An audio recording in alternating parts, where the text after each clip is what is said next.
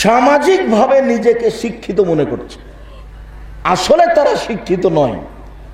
তারা তাদেরকে অপমান করে জেনার মাঠে নামিয়ে দিয়ে বলছে যে আমরা নারীদের মর্যাদা দিচ্ছি, জেনার কারখানাতে নামিয়ে দিয়ে বলছে যে আমি নারীদের মর্যাদা দিচ্ছি। অবাক কথা।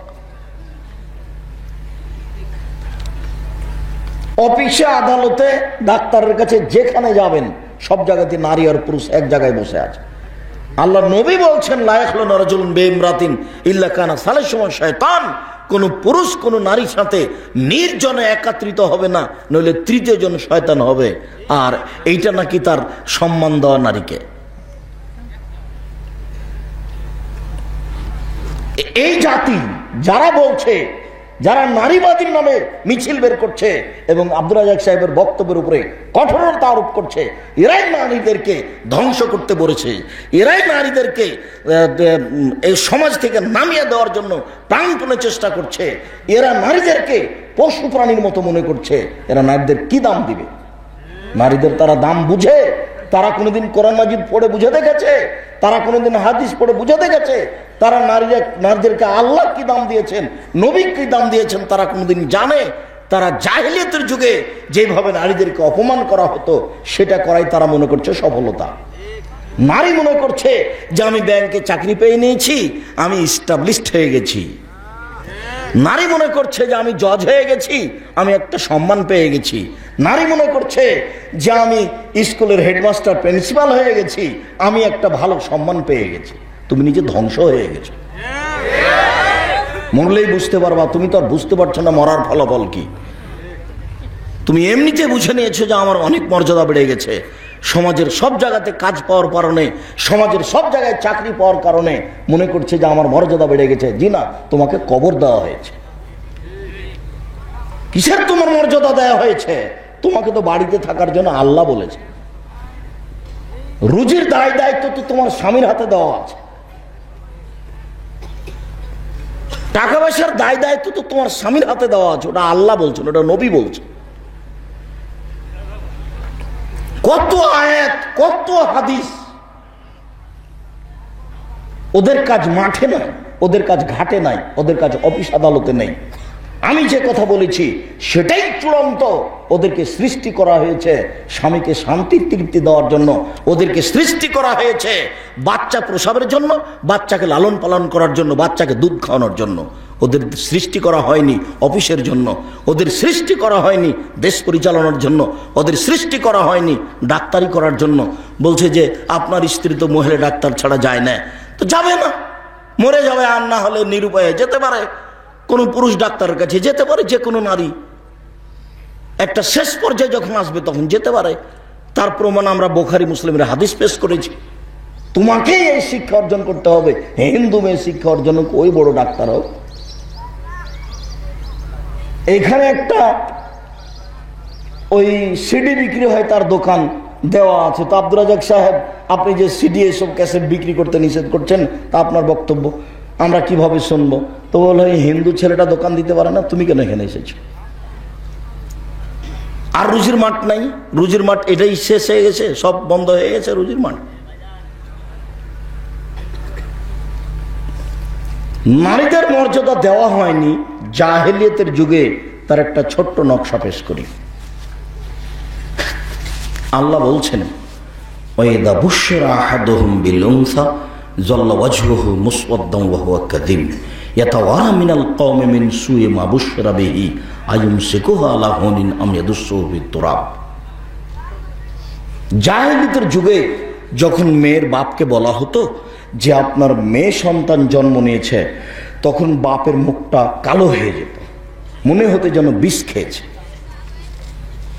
সে চিন্তা করতো কি করি, অপমান অবস্থায় মেয়েকে মাটিতে পুঁতে দিব না রেখে দেব, মাটিতে পুঁতে দিব না রেখে দিব। যদি মাটিতে পুঁতে দিই বালাই চলে গেল, আর যদি রেখে দিই তাহলে অপমান সুনিশ্চিত। অত্র আয়াত প্রমাণ করে মেয়েদেরকে মাটিতে পুঁতে দেওয়া হতো। অত্র আয়াত দিনের মতো প্রমাণ করে যে মেয়েদেরকে, জীবিত মেয়েকে মাটিতে পুঁতে দেওয়া হতো। মুগিরা ইবনে শুবা রাদিয়াল্লাহু তাআলা আনহু বলেন রাসূল সাল্লাল্লাহু আলাইহি সাল্লাম বলেছেন, ইন্নাল্লাহা হাররামা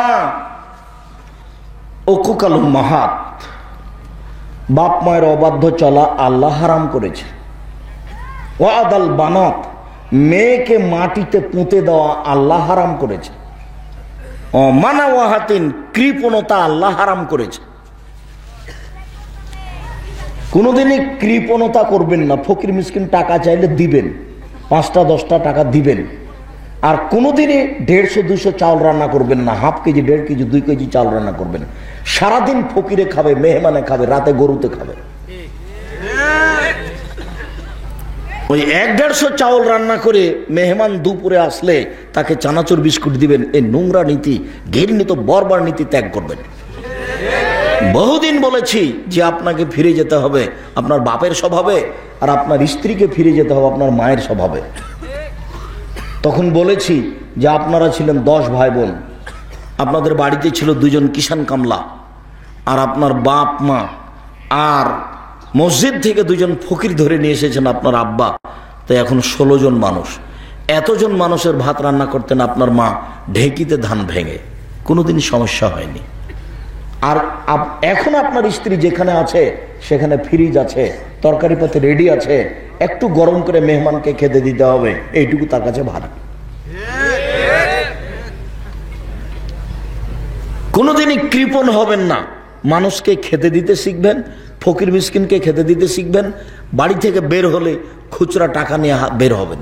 যখনই ফকির আসলো খালি বলছেন মাফ করো, খালি বলছেন মাফ করো, তো দিবেন কখন? একটু শরম লজ্জা হয় না? বউকে বলে দিবেন, আজকে যখন আমি বাড়ি থেকে বের হব তখন 200-100 টাকা, 50 টাকা তুমি আমার খুচরা পকেটে দিয়ে দিও। যত ফকির সামনে আসবে তাকে 5 টাকা 10 টাকা করে দিতে থাকবে।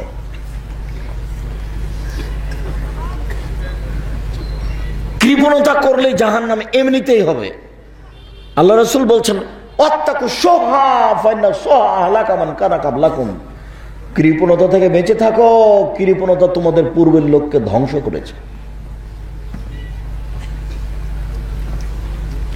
রাসূল সাল্লাল্লাহু আলাইহি সাল্লাম বলছেন, 3 শ্রেণীর মানুষ ধ্বংস হবেই। তার এক শ্রেণীর মানুষ হচ্ছে শহুন মুতা, কৃপণতাকে যে মেনে নিল সে ধ্বংস হবেই, ও জাহান্নামে চলে গেছে। রাসূল সাল্লাল্লাহু আলাইহি সাল্লাম দিন রাত বলতেন, আল্লাহুম্মা ইন্নী আউযু বিকা মিনাল বুখল, আল্লাহ তোমার কাছে আমি দিন রাত পানাহ চাচ্ছি, তুমি আমাকে কৃপণ করো না। আল্লাহ তুমি আমাকে কৃপণ করো না, টাকা দান করতে চেয়ে দিলাম না, এমনটা যেন হয় না। আর আল্লাহ কোনো সময় বলেন না যে তোমার টাকা আমাকে দাও, সব সময় বলছেন আমি যে টাকা তোমাকে দিয়েছি সেটা আমাকে কাছে দান করো। তুমি যেটা উপার্জন করেছো সেটা তোমার নয়। অত্র বুখারী মুসলিমের হাদিসে 3টা জরুরি কথা আছে, তার একটা কথা আছে মেয়েদেরকে মাটিতে পুঁতে দেওয়া হারাম, মানে মেয়েদেরকে মাটিতে পুঁতে দেওয়া হতো। এটা জাহিলিয়াতের যুগে ছিল। আরো কত তাদের প্রতি অত্যাচার, তার কোনো শেষ নেই। স্বামী মারা গেলে বন্যতার যুগে, বর্বরতার যুগে, জাহিলিয়াতের যুগে স্বামী মারা গেলে ওই মহিলাকে বাড়ির পিছন দিকে একটা কুঁড়ে ঘর করে দেওয়া হতো। 1 বছর যাবত ওই কুঁড়ে ঘরে থাকবে, ওখানে আর কেউ থাকবে না। একটা প্লেটে খাবার দিয়ে আসবে। আর এটা ইহুদিদের খ্রিস্টানদের কাছে এখনো আছে। এখনো মহিলারা যদি ঋতুবতী হয় তাহলে ইহুদি খ্রিস্টানেরা মহিলাদেরকে বাড়িতে রাখে না, ওই বিছানায় থাকতে দেয় না, ওর বিছান ভিন্ন করে দেয়, ঘর ভিন্ন করে দেয়। ও যে প্লেটে খাবে সেই প্লেটে তার আর কেউ খায় না। ওর ধরে নেন যে ঋতুবতী হয়েছে মানে ওকে ধবল রোগ হয়েছে, ওকে কুষ্ঠ হয়েছে। এদেশে 20 কুষ্ঠ হলে ওর প্লেটে কেউ খায়? ওর প্লেটে কেউ খায় না। ওর জন্য একটা গিলাস ভিন্ন, ওর জন্য একটা প্লেট ভিন্ন, ওর জন্য ঘর ভিন্ন। তো মহিলারা ঋতুবতী এখনো ইহুদি খ্রিস্টানদের বাড়িতে হলে ওর জন্য প্লেট ভিন্ন, গ্লাস ভিন্ন, ওর থাকার জায়গা ভিন্ন। এখনো তারা মর্যাদা দেয় না। আর এখন হিন্দুরা, আজও হিন্দুরা মেয়েদের জমি দেয় না। আপনার চোখের সামনে কোনো বাপ হিন্দু মেয়েকে জমি জায়গা দেয় না। বিবাহের দিনই যা টাকা পয়সা দিয়েছে, তাহলে কে দাম দিল তাহলে? আর ওদের সবার ইতিহাস, এক একজনের স্ত্রী 10 জন, 12 জন, 20 জন, 25 জন, সবাই স্ত্রী। একজন সাহাবী এসে আল্লাহ রাসূলকে বলছেন যে, আল্লাহর নবী, আমি ইসলাম গ্রহণ করেছি, আমার স্ত্রীরা ইসলাম গ্রহণ করেছে, ওরা আছে 10 জন। তখন আল্লাহ রাসূল বলছেন 4 জন রাখো, বাকিগুলি ছেড়ে দাও। একজন সাহাবী এসে বলছেন, আল্লাহর নবী, আমার 2 জন স্ত্রী, ওরা নিজ বোন। তখন আল্লাহ রাসূল বললেন যে, একটা ছেড়ে দাও, একটা রাখো। 2 বোন একসাথে একজনের স্ত্রী হয়ে থাকতে পাবে না, অথচ হিন্দুদের কাছে আছে, অথচ ইহুদিদের কাছে আছে, অথচ খ্রিস্টানের কাছে আছে। যারা এই নারীবাদী নিয়ে চিৎকার করছে, তারা কোনোদিন কোরআন মাজিদ পড়ে দেখেছে? তারা কোনোদিন হাদিস পড়ে দেখেছে? তারা মনে করছে আব্দুর রাজ্জাক সাহেব গার্মেন্টে যাওয়া মানে জেনা, তো গার্মেন্টসে গেল না, টাকা ইনকাম করলো না, উনি নারীবাদীদের বিরুদ্ধে আছে, নারীদের সম্মানকে নষ্ট করেছে। আরে অবাক কথা, আমি বললাম যে আপনার মেয়ে গার্মেন্টসে কেন? আপনার বাপের জমিদারি দিয়ে ছেলে মেয়েকে খাওয়ান। যদি বাপের জমিদারি না থাকে তো নিজে জমি চাষ করে খাওয়ান। যদি সেটা না হয় তো কলা বিক্রি করে ব্যবসা করে খাওয়ান। সেটাও যদি না হয় তাহলে ভিক্ষা আপনি করেন। আপনার মেয়ে কেন গার্মেন্টসে? ছেলে মেয়েকে খাওয়াতে যদি বাপকে ভিক্ষা করা লাগে তো বাপই ভিক্ষা করবে, মেয়ে ভিক্ষা করবে না। ও ছেলে মেয়েকে ভিক্ষা করে খাওয়াবে, ছেলে মেয়েকে ভিক্ষা করে পড়াবে। ও তো আমি বলিনি, আল্লাহ রাসূল বলছেন যে বাপ খরচ করবে ছেলে মেয়েদের পিছনে অর্থ সম্পদ। তুমি তোমার ছেলে মেয়ের পিছনে অর্থ সম্পদ খরচ করো, এটা আল্লাহ রাসূলের আদেশ। তো বাপ কি দিয়ে খরচ করবে? বাপের জমিদারি দিয়ে করুক, নিজে চাকরি করে করুক, নাহলে মানুষের বাড়িতে কাজ করে করুক, আর নাহলে ভিক্ষা করে করুক। মেয়ে কেন গার্মেন্টস? মেয়ে কেন আরেকজন পুরুষের পিছনে পিছনে ঘুরে বেড়াচ্ছে? মেয়ে কেন ওখানে চাকরি নিতে গেল?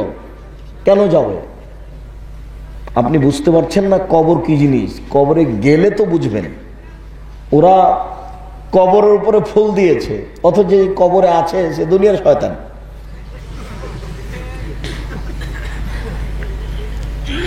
অথচ কবর দিয়ে বলছে যে ফুল দিয়ে বলে কবরকে সিক্ত করলো। দেখো কোন কথা!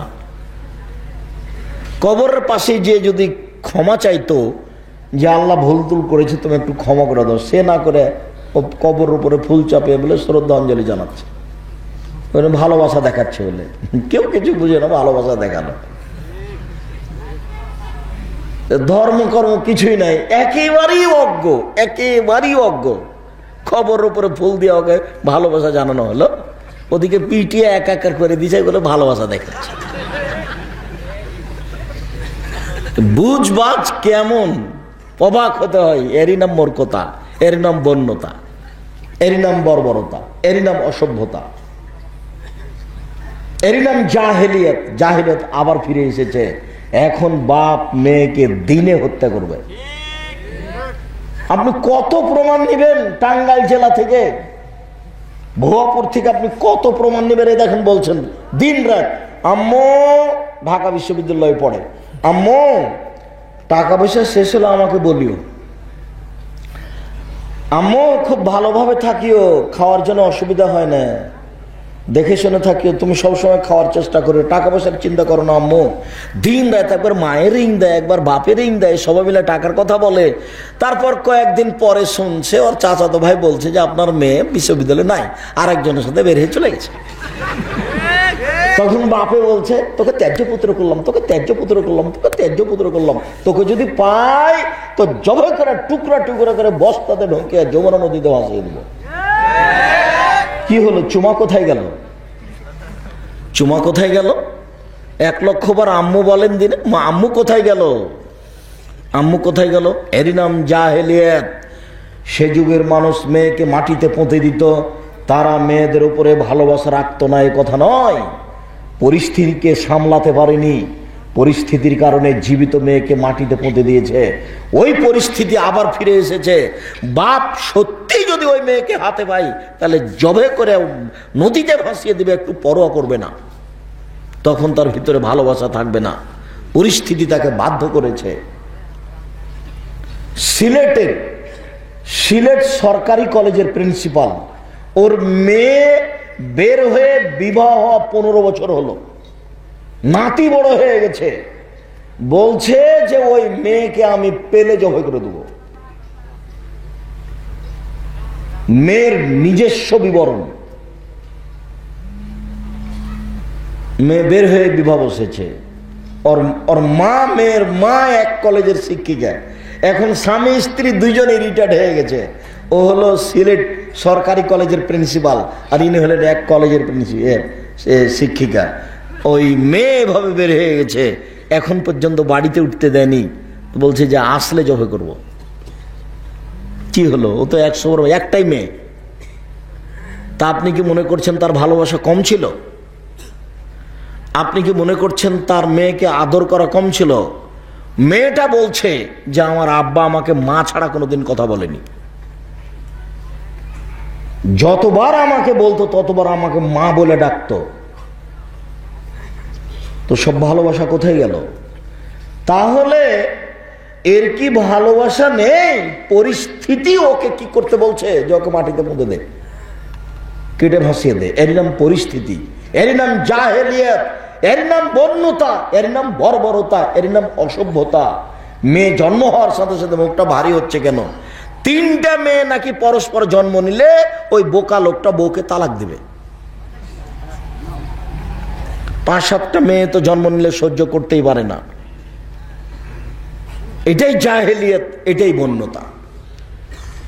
মর্যাদা কিভাবে রক্ষা হতে পারে? তাহলে আল্লাহ যেভাবে বলেছেন সেভাবে হলে রক্ষা হবে। কিভাবে? আল্লাহ বলছেন অকারনা ফি বুয়ুতিকুন্না ওয়ালা তাবাররাজনা তাবাররুজাল জাহিলিয়াতিল উলা। হে মুসলিম মহিলা, তোমরা বাড়িতে থাকো। বন্যতার যুগে, বর্বরতার যুগে, অসভ্যতার যুগে নারীরা যেভাবে প্রদর্শনী দিয়ে চলতো সেভাবে চলো না। এবার বলেন গার্মেন্টস চলবে কিনা? বাড়িতে থাকো আর গার্মেন্টসে যাও, দুটো এক হলো? ডাক্তারখানায় গিয়ে দেখছেন যে ডাক্তার ভিতরে কেউ না, আর একটা মেয়ে আছে ওখানে ভিতরে, বলে কে? এ ওর সহযোগিতা করে। মাস্টার ডিগ্রি পাস করে এসেছে, ডাক্তারি শিখে এসে লন্ডন থেকে, বিবাহ শাদী করেছে, একটা কাজের একটা মেয়ে তার সহযোগিতা করছে। কেন যুবকদের সহযোগিতা চলে না? এই ছেলে, এই বোকা ছেলে, ওই মেয়েটা তোমার চেয়ে বেশি বুঝবে না তুমি বেশি বুঝবে? তোর উপকারের জন্য মেয়েটা কেন, তুমি কেন ওখানে গিয়ে যেতে পারবে না? এখন ঢং।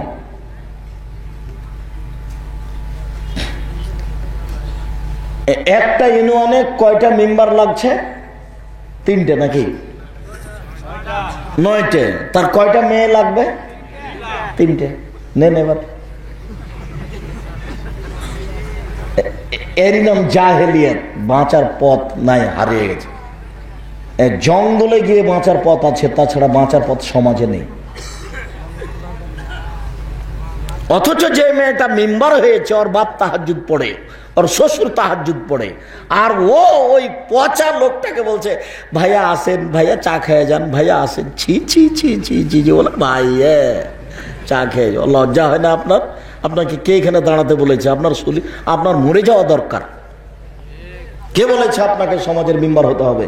কে বলেছে আপনাকে সমাজের চেয়ারম্যান হতে হবে? কে বলেছে আপনি মহিলা মানুষ নন? আপনি কখন কখন পুরুষ হয়ে গেছেন? কিভাবে আপনি পুরুষ হয়ে গেলেন যে আপনি বলছেন যে ভাইয়া আসেন চা খেয়ে যান? সবাই আপনার ভাইয়া, সবাইকে আপনি চা বানিয়ে দিবেন? চা বানিয়ে দিতে হবে স্বামীকে। শরম হয় না কেন? এই মেয়ে, ফ্যাশন বোরকা পরে আছো কেন? শরম হয় না তোমার? তোমার স্বামী দেখে না তোমার পরনে ফ্যাশন বোরকা? কেন তোমার একটু লজ্জা হয় না? তোমাকে একটু কেমন কেমন লাগে না যে আমার শরীরের অঙ্গ প্রত্যঙ্গ মানুষ বুঝতে পারছে, মনে হয় এই বোরকা চলবে না? তোমার স্বামী নেই, তোমার ছেলে নেই, তোমার বাপ নেই, তোমার দেবর ভাষণ নেই, তারা তোমাকে খারাপ বলে না, ঘৃণা করে না? ছি, ফু। খারাপ লাগা তো দরকার। কেন আপনাকে খারাপ লাগে না? আপনার ঈমান কাজ করে না। ঈমান যত বেশি হবে পাপ তত কম হবে, ঈমান যত কম হবে পাপ তত বেশি হবে। এই কথাটা বুঝাতে গিয়ে আমি একদিন বাস্তব একটা কথা বুঝিয়েছি যে আহমাদের ভাবিও তাহাজ্জুদ পড়ে, 5 ওয়াক্ত সালাত আদায় করে, কোরআন মাজিদ পড়ে। খালেদের ভাবিও 5 ওয়াক্ত সালাত আদায় করে, তাহাজ্জুদ পড়ে, কোরআন মাজিদ পড়ে। তো আহমাদের ভাবি এক ঘরে বসেছিল, তখন আহমদ ওখানে চলে এসেছে। চট করে ওর ভাবি ছি ছি ছি ছি ছি, আহমদ তুই এখানে চলে এলে, আমার তো তুমি মনে হয় আমার দেবর মনে হয় আমার মাথা দেখে নিয়েছে, আমার মনে হয় চুল দেখে নিয়েছে, আমার মনে হয় অঙ্গ প্রত্যঙ্গ দেখেছে, ছি ছি ছি, নাউজুবিল্লাহ মিন নাউজুবিল্লাহ মিন জালিক। খুব ব্যস্ত।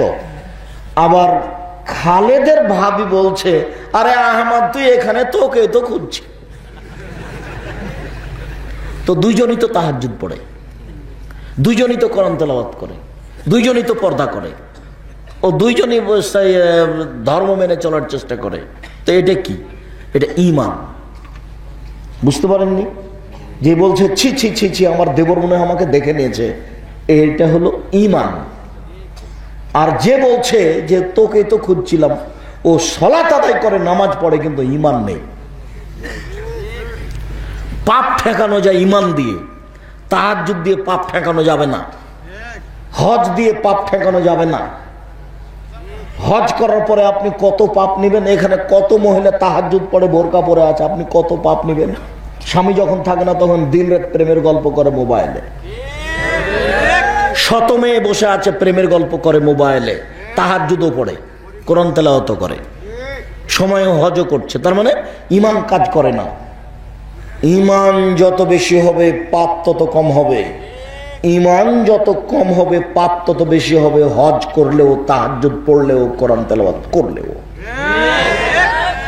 এই জন্য আল হায়া মিনাল ঈমান আল ঈমান ফিল জান্নাহ, লজ্জাই হচ্ছে ঈমান, ঈমানই হচ্ছে জান্নাত।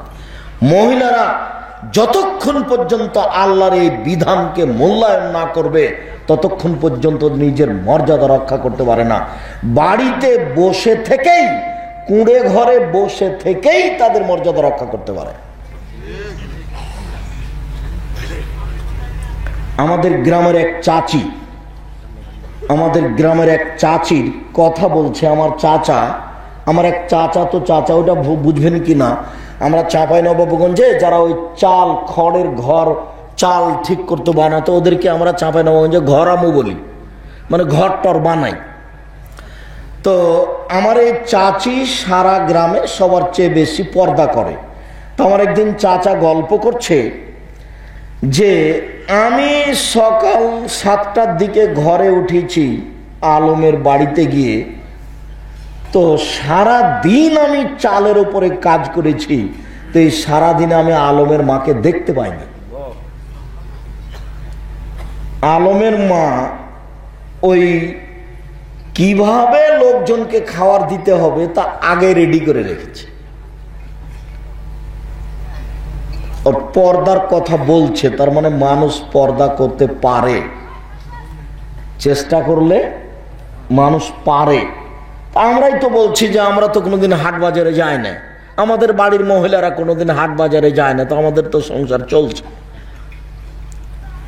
আর এমনিতে আল্লাহ মাফ করুক, আমি অহংকারও করিনি, গৌরবও করিনি। আপনাকে বলা আছে যে আপনি বাসায় 3 মাস থাকবেন, 3 মাসে যদি সরিষা সম পরিমাণ পর্দার ব্যতিক্রম দেখা যায়, জাতির সামনে কথা বলবো না, কথাই শেষ।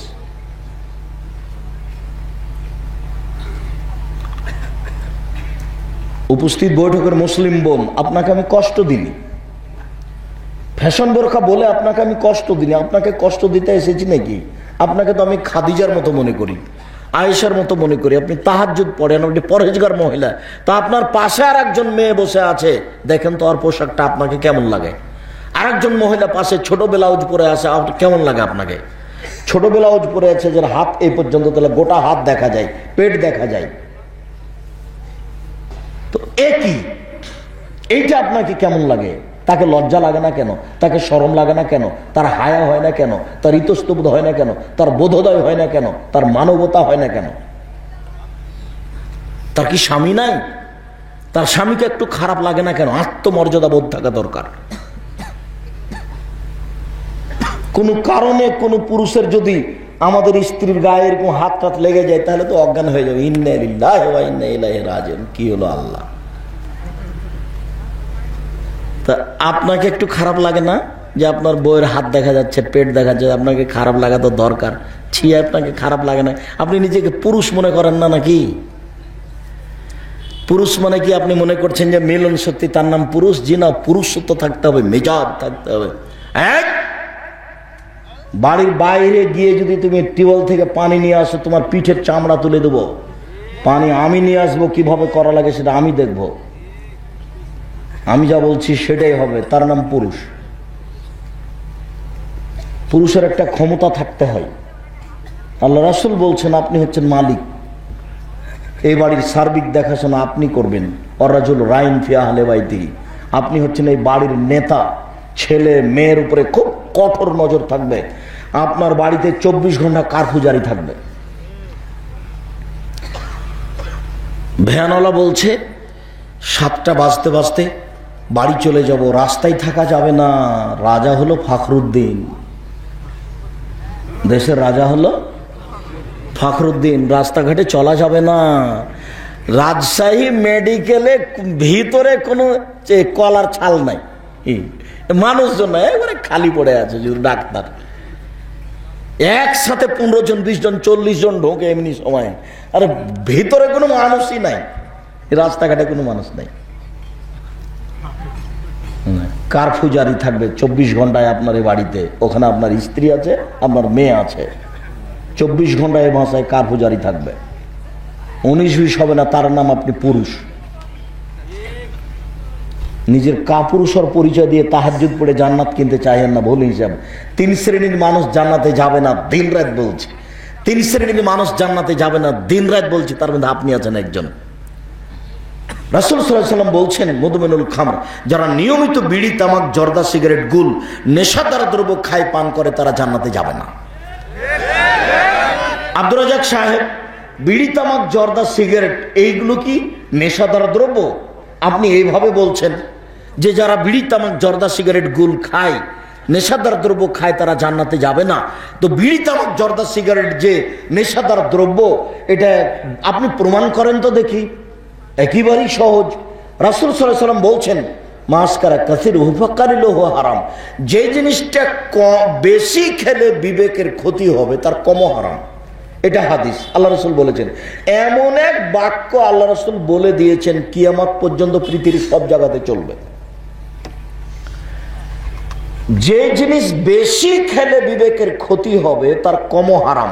তা আপনার পাশের একটা লোককে হাফ কেজি জর্দা খাওয়াইয়া দেন তো এখন, তারপর দেখেন তো কি হয়। যদি হাফ কেজি জর্দা খাওয়ানোর পরে 1 কেজি জর্দা খাওয়ানোর পরে কিছু না হয় তাহলে জর্দা খান, হারাম বস্তু নয়। আর 1-1.5 কেজি হাফ কেজি খাওয়াইয়া দেওয়ার পরে বিবেকের যদি ক্ষতি হয় তাহলে জর্দার একটা কণাও হারাম। আমি বলিনি এই কথা, এই কথা মুহাম্মদ সাল্লাল্লাহু আলাইহি ওয়াসাল্লাম বলেছেন। অতএব এই হাদিসের ভিত্তিতে বলছি, বিড়ি তামাক জর্দা সিগারেট গুল নেশাদার দ্রব্য খায় পান করে যারা, তারা জান্নাতে যাবে না। এই বৈঠকে তওবা করে উঠতে হবে। 1978 সালে মৌলানা হেড মৌলানা শীষ মোহাম্মদ সাহেবের দুপুরের খাওয়ার নিয়ে যেতাম। তো ট্রেন স্টেশনের উপর দিয়ে যেতে হতো। তো যারা ট্রেন স্টেশনে থাকে পান বিক্রি করে, তো একজন পান বিক্রেতা আমাকে চিনে, তো একটা পান দিয়েছে। আমি মুখে দিয়ে প্রতিষ্ঠানে ঢুকে গেছি। তো হেড মৌলানা শীষ মোহাম্মদ খুব গাম্ভীর্যপূর্ণ ও খুব মানুষ, সাহসিক মানুষ, আর খুব ভয়াবহ, সামনে কেউ দাঁড়াতে পারতো না। তা আমাকে দেখে বলছে তুই পান খাচ্ছিস, পান খেয়েই বেড়াইস। আমাকে এটা খারাপ লাগলো। আমি পানটা তো আসলে নিজ ইচ্ছায় দিইনি, ও দিয়েছে সেজন্য মুখে দিয়েছি। আচ্ছা ঠিক আছে, পান খাবো না। 1978 সাল থেকে নিয়ে এখন পর্যন্ত আমি আর কোনোদিন পান মুখে দিইনি।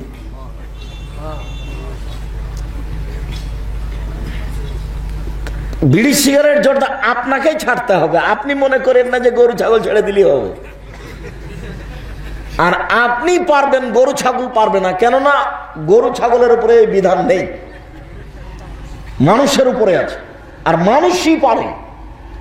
আমি যে ওই যেখানে বলেছি বুঝে না ওরা অন্তর আছে, বুঝে না, দেখেও দেখে না ওরা চক্ষু আছে, দেখে না, শোনে না ওরা কান আছে, শোনে না। উলাইকা কাল আনাম, তারা পশু প্রাণীর মতো, তারা গরু ছাগলের মতো, তারা কুকুর শ্রীগালের মতো, বালুহাজাল বরং তার চেয়ে খারাপ। এই জায়গাখানে আমি বলেছি গরু ছাগলের মতো কেন বলা হলো? গরু ছাগল বুঝে না এ কথাই ঠিক। আমার আব্বার কথা বলছি, কৃষক মানুষ, গরু মাঠে ছেড়ে দিলে জমি চাষ করার পরে গরুগুলি নিয়ে আমরা মাঠে থাকতাম, গরু চড়াতাম।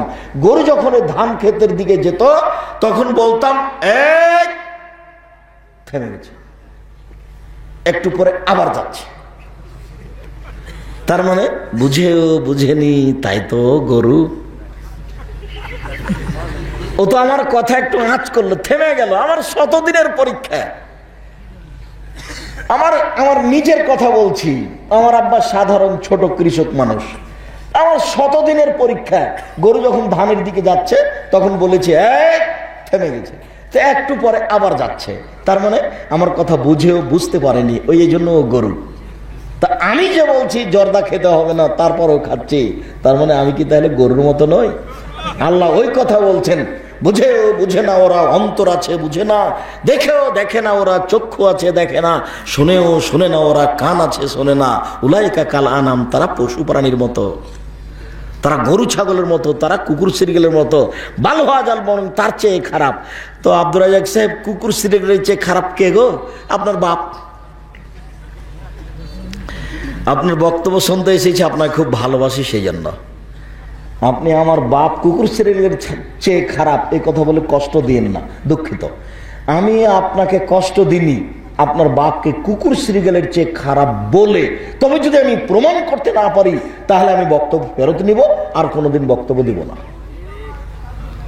আচ্ছা তোমার কথাই বলি, তোমার দাদা মারা গেছে 10 বছর হলো, তোমার বাপ, তোমার দাদা 5 বিঘা জমি ছেড়ে গেছে, 6 বিঘা জমি ছেড়ে গেছে।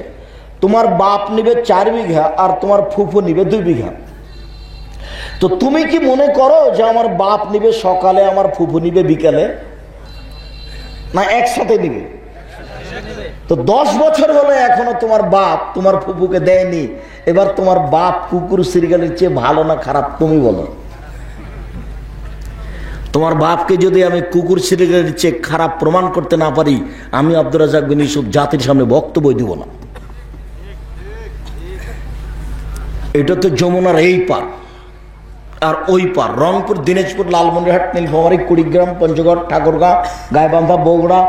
বনে যদি ভাইয়ের কাছে এসে জমি চায় তো ও একবারে খেপে বলবে যে চলে যা, জমিনে চলে যা, আর আসবি না। জমি চাওয়া নাকি সম্পর্ক ছিন্ন করাবে না। ওটা কাপুরুষ। তোমার বাপের কবর দিয়ে এসে জমি ভাগ করবে, তারপরে কোনো কথা। একজন লোক অংশ বন্টনের উপরে ডক্টরেট করবে, তো আমার কাছে এসেছে, এসে বলছে আপনার একটু ইন্টারভিউ নিতে এসেছে। আমি বলছি বাহ, অনেক তো সাহস আপনার দেখছি। তা আমার কিছু জিজ্ঞাসা করলো, তা ও যে ঠিকই পরীক্ষা করছে এটা আমি পরে বুঝতে পারলাম। ও আমাকে এক পর্যায়ে বলছে আপনার আব্বা মারা গেছেন? বলে জি হ্যাঁ। কতদিন হলো? এতদিন। ও আচ্ছা আচ্ছা, আল্লাহ ওনাকে যা যায় খায়ের দান করুক। তো আপনাদের জমি জায়গার খবর কি? তা আমি বললাম যে আমার বাপকে মাটি দিয়ে বাড়িতে ঢুকে জমি ভাগ করেছি, তারপরে খেয়েছি। তো আচ্ছা আচ্ছা ঠিক আছে, আপনাদের এই কথাটা আমি আমার বইয়ে লিখে দেব। আমি তো জাতির সামনে বলছি, মাটি দিয়ে এসে আগে জমি ভাগ করেছি, তারপরে খাওয়া দাওয়া। যদিও আমরা জমি, আমার ছোট ভাই, আমরা জমি চিনি না, আমি একটু চিনি, আমার ছোট ভাই চিনেই না। এখন বোনের সামনে ভাগ করে, আমার ছোট ভাই বরিশাল মডেল কলেজের শিক্ষক, আর আমার ছেলে এরা কি করবে সেটা আমি জানি না। আমি আল্লাহকে বলছি এদের তুমি বড় খাদেম হিসাবে কবুল করো। এদের অর্থ সম্পদ জমি জায়গাটা আমার মাথায় কোনো সময় নেই। আমি নিজেও কিছু না, আমি একটা কচুর পাতার পানি, চাঁপাইনবাবগঞ্জের পানি ভাষাতে কচুর পাতার পানি মানে কচুর পাতার উপরে একটু পানি আছে, একটু নড়লে টলমল করে, মানে যার মানে কোনোই ক্ষমতা নেই। না আমার কোনো শক্তি বল আছে, না আমার কোনো বংশ বল আছে, না আমার কোনো সংগঠন আছে, না আমার কোনো সরকারিভাবে কোনো দায়িত্ব পালন করি। আমি একেবারেই কচুর পাতার পানি, আমি এ দেশের মাটিতে উন্নত মানের প্রতিষ্ঠান গড়বই গড়বো ইনশাআল্লাহ। যার কারণে আমি যখন তখন বলেছি আমার হাতে টাকা নেই, এ কথা সত্য, এখানে প্রতিষ্ঠান গড়বে এ কথা সত্য, ইনশাআল্লাহ গড়বেই গড়বে। কিভাবে গড়বে তা আমি জানি না। জামিয়া সালাফিয়া ডাঙ্গিপাড়া পবা রাজশাহী বাইতুল হাম জামে মসজিদে এখন মোটামুটি খরচ চলছে 10 কোটি টাকা। আমি তো 10 পয়সারও মালিক না, আমি নিজেই ফকির। আপনি প্রতিষ্ঠানের হিসাবই করতে পারবেন না, অবাক হতে হবে। 18 লক্ষ টাকা মাসে বেতন লাগে, এক মাসে বেতন লাগে 18 লক্ষ। প্রতিদিন লেবার মিস্ত্রি বিল আছে 10,000 থেকে নিয়ে 50,000 পর্যন্ত। একদিনে লেবার মিস্ত্রি বিল লাগে 10,000 থেকে নিয়ে 50,000 পর্যন্ত, একদিনের লেবার মিস্ত্রি বিল। জমি জায়গা কেনার ব্যাপার তো আছেই। রূপগঞ্জ নারায়ণগঞ্জ জামিয়া সালাফিয়ায় এবছরে 550 শতক জমি কিনবো মনে করছে ইনশাআল্লাহ। ওখানে জমিটা প্রতিষ্ঠানটা হবে প্রায় 30 বিঘা জমির উপরে, যেটা জামিয়া সালাফিয়া রূপগঞ্জ নারায়ণগঞ্জ ঢাকা। আমি আপনাকে টাকা দিতে বলিনি, আমি খালি বলেছি দোয়া করতে। উপরে যদি কবুল হয়ে যায় টাকার ব্যবস্থা ওই করে দিবে ইনশাআল্লাহ। আর উপরে যদি নড়চড় হয়ে যায়, সারা দুনিয়া লেগে যদি চেষ্টা করি কিছুই হবে না। এই ভয়ে আপনাকে দোয়া করতে বলি সম্মানিত দিনী ভাই বোন। আচ্ছা, মেয়েরা যে সবসময় বাড়িতেই থাকবে, তো শ্বশুর বাড়ি দেবরের বাড়ি কোথাও যদি যাওয়া লাগে, মা চাচির বাড়ি খালার বাড়ি, যদি চাও আপনাকে 5টা জিনিস দেখতে বলেছি জরুরিভাবে, আপনার জিম্মেদারি। আল্লাহ রাসূল বলছেন স্বামীদের জন্য 5টা জরুরি জিম্মেদারি। এই ছেলে, 1 ফাকসুহা মাত্তা সাইতা, যে মানের কাপড় পরবা তুমি, তোমার বউকে সে মানের পরায়। 2 আতেমাতায়ন্তা, তুমি যে মানের খাদ্য খাও তোমার বউকে খাওয়ায়। 3 অলাতুকাব্বে, বউকে কটু কথা কখনো বলো না। কখনো বলো না তোমার ঠোঁটটা মোটা, কখনো বলো না তোমার রংটা কালো। একবার যদি ঠোঁট মোটা বলেন 10 বছর আপনাকে ভালোবাসবে না। একবার যদি রং কালো বলেন তাহলে 10 বছর ভালোবাসবে না। খালি বলবেন তোমার মতো সুন্দরী কোনো মহিলাই নেই, তোমার চেয়ে ভদ্র নম্র কোনো মেয়ে আমি দেখি না, সারা রাত পা টিপে দিবে। আর যদি একবার বলেন রং কালো, তোমার ঠোঁটটা মোটা, তো 1 গ্লাস পানি যদি ডাকেন, খালেদা 1 গ্লাস পানি নিয়ে এসো, তো পানিটা নিয়ে এসে গ্লাসটা এইভাবে রাখবে, এভাবে থ্যাকস করে সামনে রেখে চলে যাবে, ওইদিকে মুখ করে থাকবে। আপনার শুধু খালি ভালোবাসা পেতে চাই, আপনার প্রশংসা পেতে চাই, তাহলে আপনার দিন রাত সেবা করে দিবে। যার কারণে আল্লাহ রাসূল বলছেন কখনো কটু কথা বলো না। কেন গালি দেন? ওভাবে গালি দেন কেন? যে দিন রাত ভাত রান্না করে, একদিন রান্না করেন তো দেখি কতবার হাতে আগুন লাগে। যে দিন রাত ভাত রান্না করে দেয়, খাবার রেডি করে দেয়, ঘর বাড়ি পরিষ্কার করে দেয়, সবসময় আপনার সেবায় থাকে, আপনি তাকে গালি দেন কি করে? একটু শরম হয় না? একটু হায়া হয় না? তাকে মারতে যান কেন? তার উপরে এত কটক্ষ ভাষা ব্যবহার করেন কেন? জীবনের সবচেয়ে প্রিয় জিনিস, ভালো জিনিস, আদরের জিনিস আপনার স্ত্রী। এর চেয়ে ভালো, এর চেয়ে আদরের, এর চেয়ে প্রিয় জিনিস পৃথিবীতে কোনো জিনিসই নাই। যেখানে আল্লাহ বলছেন শান্তি আছে, তৃপ্তি আছে, ভালোবাসা আছে, সেখানে আপনি গালি দিয়ে মেরে সেই শান্তি, সেই তৃপ্তি টিকাতে পারেন কি করে? 4 মুখের উপরে মারো না। 5 তোমার বাড়ি ছাড়া কোথাও যেতে দিও না, তোমার বাড়ি ছাড়া কোথাও থাকতে দিও না। খালার বাড়ি যেতে পাবে না, ফুফুর বাড়ি যেতে পাবে না, মায়ের বাড়ি যেতে পাবে না, জরুরি প্রয়োজন ছাড়া বাড়ির বাইরে যেতে পাবে না। বিবাহের বাড়ি তো প্রশ্নই আসে না। বিবাহের বাড়িতে চলে গেলে স্বামীর সংখ্যা বেশি হয়ে যাবে। খবরদার নয়, ভুলেও কোনোদিন এমন কাজ করবেন না। কারো বাড়ি বাড়াতে যাবেন, এর নাম পুরুষ, আমি বলিনি। মুহাম্মদ সাল্লাল্লাহু আলাইহি ওয়াসাল্লাম এভাবে বলছেন যে তোমার বাড়ি ছাড়া তোমার স্ত্রীকে কোথাও থাকতে দিও না, কোথাও যেতে দিও না, তার মানে তুমি পুরুষ। পাল্টা আবার রাসূল সাল্লাল্লাহু আলাইহি ওয়াসাল্লাম বলছেন আপনার ওই কথা শোনার দরকার আছে, যদি যাই তো যাই মানে আপনি পুরুষ নন, ওটা কোনো উত্তর হলো? ওটা কোনো জিজ্ঞাসা হলো?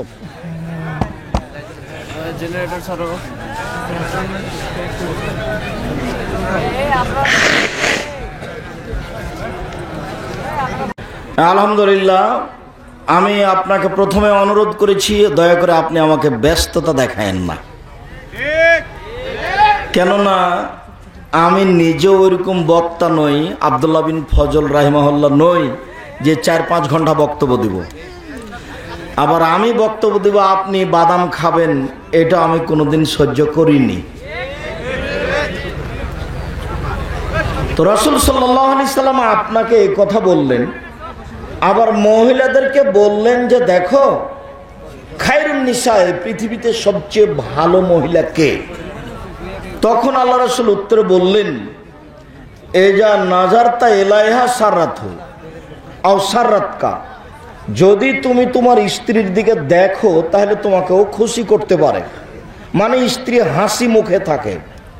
2, ওয়াইজা আমার তাহা আতাতকা, যদি তুমি স্ত্রীকে আদেশ করো তাহলে মেনে চলে। 3, ওয়াইজা গিবতা আনহা হাফেজাতকা, যখন তুমি বাড়িতে থাকো না তখনও নিজেকে কন্ট্রোলে রাখে, হেফাজতে রাখে, মোবাইলে কারোর সাথে গল্প করে না, কোথাও চলে যায় না, মনে করে না যে এখন স্বামী নেই, অতএব এর সাথে একটু কথা বলেনি, ওর সাথে একটু কথা বলেনি, এখানে থেকে একটু ঘুরে আসি, এইটা মনে করে যে সে ভালো মহিলা নয়। ভালো মহিলার 3টা গুণ। 1, স্বামীর সাথে কথা বললে হাসি মুখে বলে। 2, স্বামী আদেশ করলে পালন করে। 3, স্বামী বাড়িতে না থাকলে নিজেকে হেফাজতে রাখে। রাসূল সাল্লাল্লাহু আলাইহি সাল্লাম বললেন, মহিলারা যদি 4টা কাজ করতে পারে জান্নাতের সব দরজা খোলা। 1, সলাত খামসাহা, 5 ওয়াক্ত সালাত আদায় করলো। 2, সমাত শাহরাহা, রমজান মাসে সিয়াম পালন করলো, রোজা। 3, আতাত বালাহা, স্বামীকে মেনে চললো, তিতা লাগলেও মিঠা লাগলেও। 4, আহসানাত ফারজাহা, জেনায় লিপ্ত হলো না।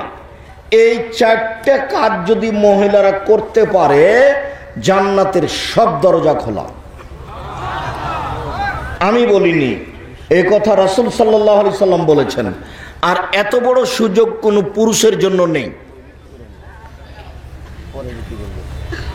এত বড় সুযোগ কোনো পুরুষের জন্য নেই। পুরুষ, আল্লাহ রাসূল বলছেন, ওযু করার পরে যদি কেউ বলে আশহাদু আল্লা ইলাহা ইল্লাল্লাহ ওয়া আশহাদু আন্না মুহাম্মাদুর রাসূলুল্লাহ, আশহাদু আল্লা ইলাহা ইল্লাল্লাহু ওয়াহদাহু লা শারীকা লাহু ওয়া আশহাদু আন্না মুহাম্মাদুর রাসূলুল্লাহ, তাহলে জান্নাতের সব দরজা খোলা। তো এটা আপনি বললেও হবে, মহিলা বললেও হবে, মহিলা পুরুষ সমান। কিন্তু মহিলাদের জন্য যে 4টা, এটা পুরুষের জন্য নেই। তার একটা হলো, কোনো মহিলা যদি জেনায় লিপ্ত না হয়, আপনাদেরকে আশ্বস্ত করার জন্য বলছি, জেনায় লিপ্ত হয়েছে এমন মহিলা যদি তওবা করে তাহলে তার অতীতের সব পাপকে নেকি করে দেওয়া হবে। আরো আপনাকে বলি একটা কথা, আজ থেকে যদি তুমি, এই ছেলে, তুমি আর কোনো মেয়ের সাথে গল্প করবে না, প্রেমের গল্প, এই যদি সিদ্ধান্ত নিতে পারো, কোনো মহিলা যদি কোনো পুরুষের সাথে গল্প করবে না সিদ্ধান্ত নিতে পারে, তো 7 শ্রেণীর মানুষ বিচারের মাঠে বিশেষ ছায়াতলে থাকবে, তার মধ্যে তুমি একজন। 7 শ্রেণীর মানুষ বিচারের মাঠে বিশেষ ছায়াতলে থাকবে, তার ওরা থাকবে যারা জেনা করা পরে তওবা করে আর করে না, বলে যে আর আমি এই কাজে থাকবো না, আমি নেই, আমি এই অন্যায় করতে রাজি নই।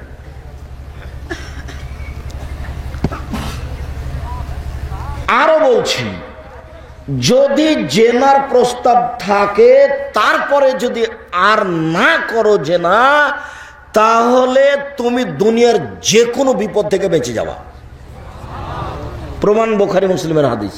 ওই যে 3 জন আটকা পড়েছিল, একজন বলেছিল আমার চাচাতো বোনের সাথে আমার চুক্তি হয়েছিল 100টা স্বর্ণের টাকা দিতে পারলে ও জেনা করার সুযোগ দিবে।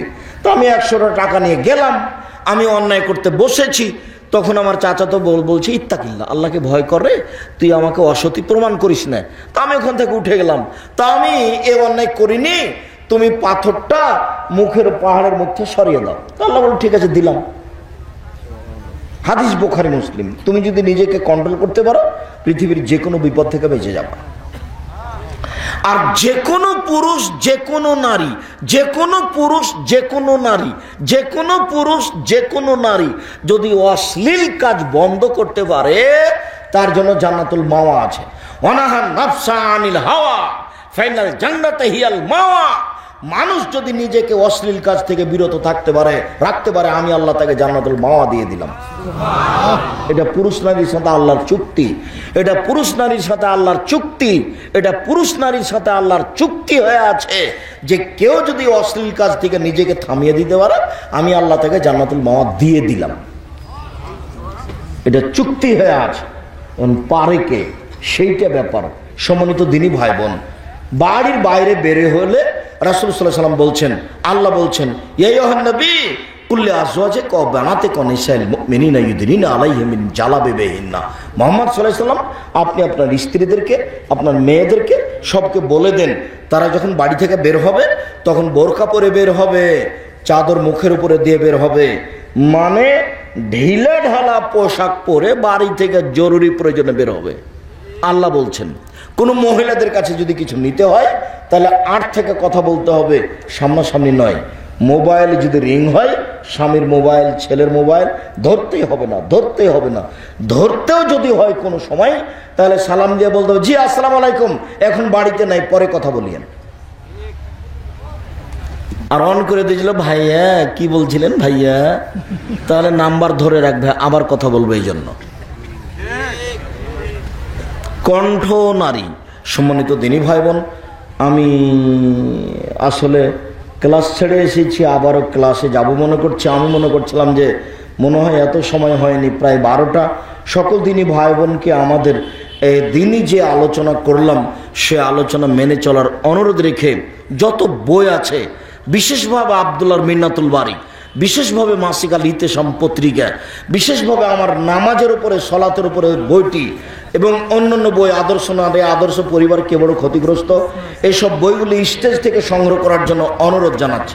আমি খুব তাড়াতাড়ি কথা শেষ করব, আপনারা স্টেজ থেকে বইগুলি সংগ্রহ করুন আর আমি আপনাদের প্রশ্নের উত্তর দু একটা দিতে থাকি। কেউ বইগুলি ছেড়ে যাবেন না।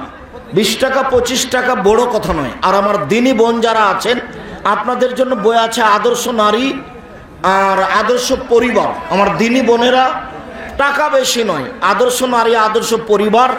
আর ওই কেন নির্যাতন কি তার প্রতিকার, সম অধিকার নয় মর্যাদা চাই। আসলে এই বইগুলি আব্দুল্লাহর আম্মার লিখা। কেন নির্যাতন কি তার প্রতিকার, সম অধিকার নয় মর্যাদা চাই। বইগুলি সংগ্রহ করবেন সবাই স্টেজ থেকে। চলে যাওয়াটাকে সফলতা মনে করবেন না। আমি এবং আমার স্বামী গার্মেন্টসে চাকরি করি। আপনি বলেছেন গার্মেন্টসে চাকরি করা যাবে না। আমার স্বামী আমাকে চাকরি করতে বাধ্য করে, পরামর্শ করে বাদ দেন। শ্বশুর শাশুড়িকে আব্বা আম্মা বলতে হবে। আমি ওকে শ্বশুরকে আব্বা বলি, সেজন্য ওকে আমি বাপ বলে স্বীকার দিচ্ছে। পাগলামি কথা। আমাকে যদি বলে তোমার বাপের নাম কি, তো আমি কি আমার শ্বশুরের নাম বলবো? কখনো নয়। ওটা সম্মান দিয়ে আব্বা বলি, সম্মান দিয়ে আম্মা বলি। যে বলেছে যাবে না উনি বুঝতে পারেননি। চেনা বা অচেনা মেয়েকে সালাম দেওয়া যাবে কি? ভালোবাসার খাতিরে দেওয়া যাবে না, ধর্মের খাতিরে দিতে হবে। দেওয়াই সুন্নাত। জান্নাতে পুরুষদের জন্য স্ত্রী থাকবে, কিন্তু তারা সেখানে সন্তান জন্ম দিতে পারবে কি? জি না, সন্তান জন্ম দেওয়ার প্রয়োজন হবে না। মুফতি কাজী ইব্রাহিম বলেছেন স্বামী স্ত্রী একসাথে গোসল করা যাবে কি? জি যাবে, একসাথে গোসল করবেন, এটাই বেশি ভালো। সৌন্দর্য বৃদ্ধির জন্য চোখের ভুরু উঠিয়ে ফেলা যাবে কি? এটা হারাম, কাবিরা গুনাহ। ভুরু তুলে ফেলা, দাঁত ছিলে চিকন করা, কাবিরা গুনাহ, হারাম, সৃষ্টির পরিবর্তন। মৃত্যু লাশ যতক্ষণ বাড়িতে থাকে তার আত্মা কি বাড়িতেই থাকে? জি না, শিরকি আকীদা থাকে না, আত্মা গেছে। অনেক মানুষ আছে আমাকে প্রশ্ন করে, তুমি যে আহলে হাদিস মানো, তাহলে হাদিস মানে কি? হাদিস মানে কি? ও আহলে হাদিস মানে হাদিসের অনুসারী, মানুষের মতের অনুসারী নয়। কোনো সময় বলবে না যে আমাদের মাযহাবে এমন আছে, আমাদের ইমাম সাহেব এই কথা বলেছে, এই সময় বলবে না। যদি বলে তাহলে বুঝতে হবে আহলে হাদিস নয়। আহলে হাদিস মানে হাদিসের অনুসারী। আর যারা বলে যে আমাদের মাযহাবে আছে, তারা বলতে হবে যে মাযহাব মানে ভিতরে সংকীর্ণতা আছে। সংক্ষিপ্ত বড় সবসময় সাল্লাল্লাহু আলাইহি সাল্লাম বলতে হবে। অনেক জায়গায় নামাজ পড়ার জন্য বাচ্চাদের সাইকেল সহ অনেক পুরস্কার দেওয়া হয় সালাত আদায়ের জন্য, কাজের জন্য, দিনী কাজের জন্য উৎসাহিত করতে পারে, সমস্যা। আদালতে আইনজীবী সহকারীর আয় হালাল নাকি? সমস্যাপূর্ণ। ওটা তো উকিলও জানে না ঘটনা কি, জজও জানে না ঘটনা কি। টাঙ্গাইল জেলে 20 বছর থেকে একটা লোক আছে জেলে, ওও নিজে জানে না যে আমি কেন জেলে। ও যখন 1 নাম্বার আসামি তখনও রংপুরে ছিল। কাজে এই পয়সা হালাল হওয়া খুব কঠিন। আপনারা শুধু হাদিস নিয়ে কথা বলেন, কোরআন নিয়ে বলেন না কেন? তা আজকে তো কোরআনেরই অনুবাদ করছিলাম। তোমার মাথায় কি গোবর আছে? তুমি কি আব্দুল্লাহর বক্তব্য অনুভব করেছো? তুমি ওই বক্তব্যটা অতীতে যত বক্তব্য আছে রেকর্ডিং হয়ে সব বক্তব্যের সাথে মিলিয়ে দেখো। এ দেশে যত আলোচক আছে, বক্তা আছে, মাঝহাবি অমাঝহাবি বলে নয়, তুমি একটু সময় করে অতীতের সব বক্তব্যের সাথে মিলিয়ে দেখো। ইমাম আবু হানিফা কি নামাজের পর সম্মিলিত মোনাজাত করেছেন? জি না, সম্মিলিত মোনাজাত তো বিদআত। মোনাজাত করার হাদিস আছে অনেক, হাত তুলে দোয়া করবেন। 36টা হাদিস বুখারী মুসলিমে আছে, ব্যক্তিগত ব্যাপার। তারাবির নামাজ এবং বেতের নামাজ কত রাকাত? তারাবির নামাজ 8 রাকাত, আর বেতরে 1 রাকাত, 3 রাকাত, 5 রাকাত। 1 রাকাতের হাদিস বেশি। শিক্ষক ক্লাসে আসলে দাঁড়াতে হবে কি? জি না, দাঁড়ানো যাবে না। আসসালামু আলাইকুম রহমতুল্লাহ। জনৈক এক আলেম বলেছেন যে তোমরা যদি কারো জীবিত গীবত করতে চাও তাহলে নিজের পিতামাতার নামে জীবিত গীবত করো। এ ব্যাপারে কোরআন ও হাদিসের আলোকে না কথাটা মিথ্যা? আসসালামু আলাইকুম রহমতুল্লাহ। শায়েখ, দাড়ি রাখার ব্যাপারে ডক্টর জাকির নায়েক বলেছেন এক মুষ্টি। জি না, রাসূল বলেছেন দাড়ি ছেড়ে দিতে হবে। ছোট করাও কাবিরা গুনাহ, চেঁচে ফেলাও কাবিরা গুনাহ। নিরুপায় হয়ে করবে কিছু।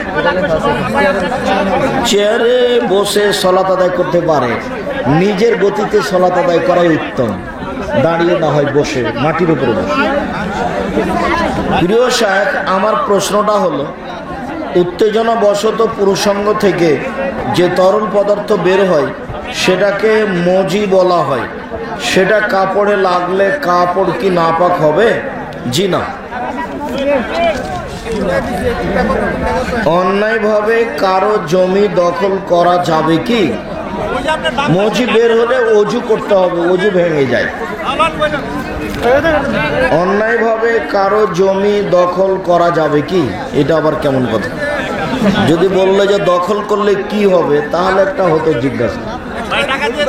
দখল করলে জাহান্নামে যাবে, কাবিরা গুনাহ হবে।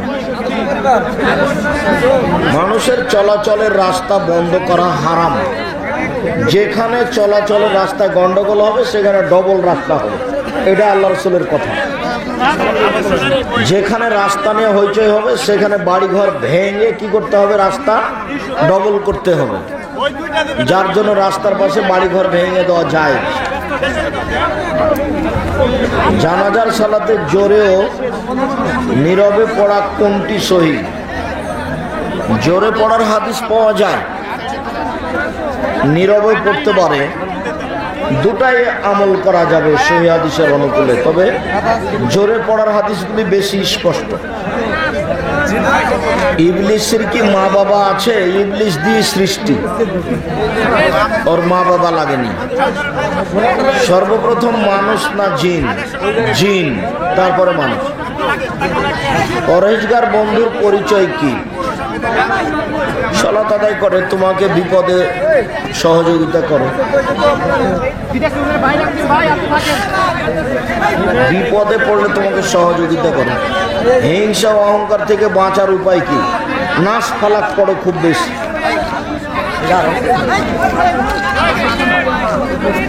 আর বলবো যে যার ভাগ্যে যা আছে সে তা করবে, ওর কিছু দেখে হিংসা করলে কষ্ট পাওয়া যায়।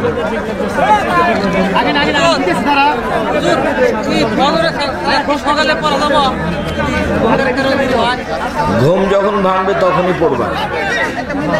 হুজুর, আপনি জাতির জন্য যে আলোচনা করেন তা কোনো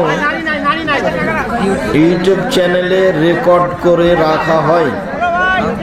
আপনার ইউটিউব চ্যানেলের নাম কি? আমি তো এগুলো জানি না, তবে বক্তব্য রেকর্ডিং করে এটা আমি দেখতে পাই মাঝে মধ্যে। প্রশ্ন উত্তর আল ইতেসাম টিভি, আল ইতেসাম টিভিতে প্রশ্ন উত্তর আমি দিয়ে থাকি, আর ওরাই দেখি বক্তব্য রেকর্ডিং করার যে নাম কি।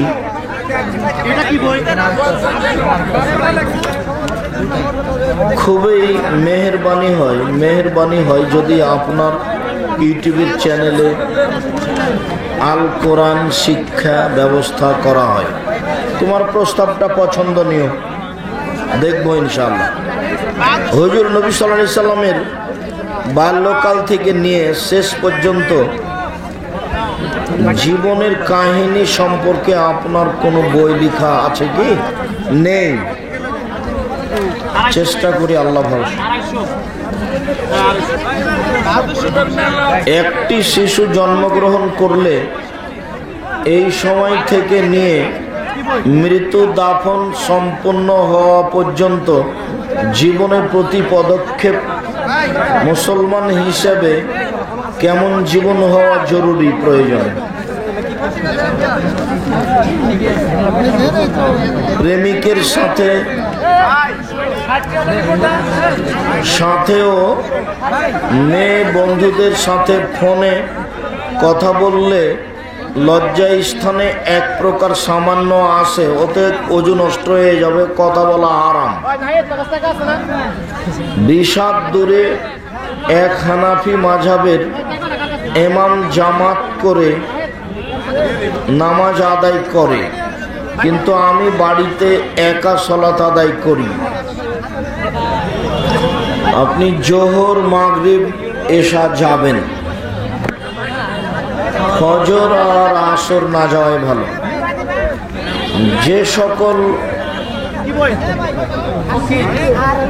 যেসব ফকির মিসকিন সালাত আদায় করে না তাদের কি টাকা, ধান, চাউল সাদকা করা যাবে? যে আপনার বাড়িতে চাইতে এসেছে তাকে দিন। 7 দিনের পরে আকিকা নেই, 7 দিনের আগে বাচ্চা মারা গেলে আকিকা নেই। আমার দিনী ভাই বোন সকলকে বই সংগ্রহ করার জন্য বলছি। ও আমার একটা কথা মনে ছিল না, উপদেশ বইটা আছে কিনা দেখবেন। উপদেশ বইটাতে আমার জীবনের সব কথা লেখা আছে। আজকে যে বক্তব্য দিচ্ছিলাম সেটা উপদেশ বইয়ে লেখা আছে। আর কেউ পত্রিকা ছেড়ে যাবেন না, মাসিকা ইতেসাম পত্রিকা। নিজের কাছে 20-25টা টাকা না থাকলে কারোর কাছে নিয়ে মাসিকালিতে সম্পত্তিকে নিয়ে যাবেন। এইটা কি ডোনেশন আর ঘুষ কি এক? তা কি আর হয় নাকি? তবে এরকম জায়গাতে ডোনেশন দিলে ঘুষই হবে। এইটা কেন? কি বললো? কি বললেন?